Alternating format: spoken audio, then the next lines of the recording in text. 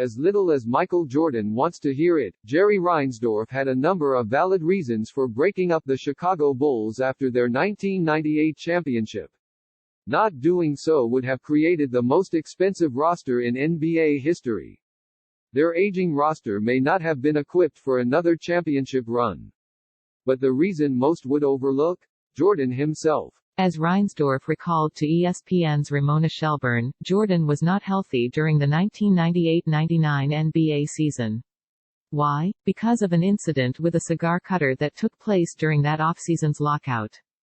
The thing nobody wants to remember, Reinsdorf said, during lockout, Michael was screwing around with a cigar cutter, and he cut his finger.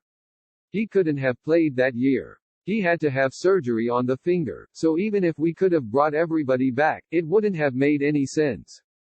Jordan was already carrying an enormous load in 1998. He took more than half of Chicago's shots in the championship, clinching Game 6 victory.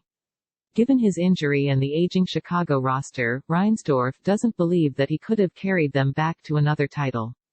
The fact is, it's pretty obvious in 1998 that Michael carried this team, he said.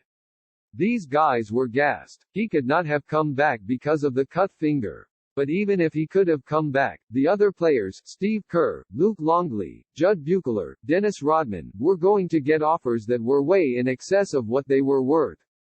Jordan made it perfectly clear in the final episode of The Last Dance that he thought the Bulls could have won a seventh championship. In his mind, it would have been as simple as bringing everyone back to do it. But it wouldn't have mattered who was on Chicago's roster if Jordan wasn't.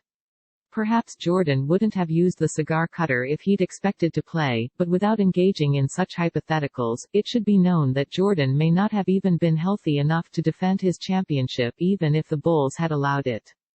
Sam Quinn joined CBS Sports as a basketball writer in 2019.